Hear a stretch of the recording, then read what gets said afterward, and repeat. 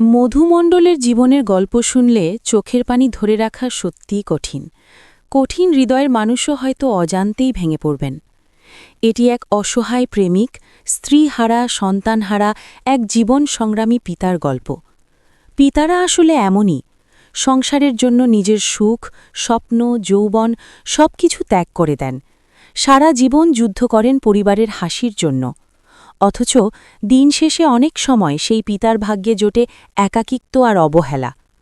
মধুমণ্ডল বলেন, এই বড় মোবাইলটাই আমার জীবনটা নষ্ট করে দিল। আজ থেকে প্রায় 7 বছর আগে তার সুন্দরী স্ত্রী তাকে ছেড়ে অন্য একজনের সঙ্গে চলে যায়।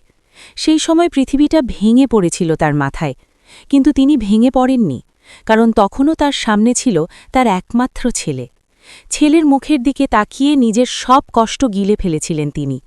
নিজের সুখ, নিজের যৌবন সবকিছু বিসর্জন দিয়েছেন ছেলের ভবিষ্যতের জন্য। অসংখ্য কষ্ট সহ্য করে ছেলেকে লেখাপড়া করিয়েছেন, বিশ্ববিদ্যালয়ে ভর্তি করিয়েছেন।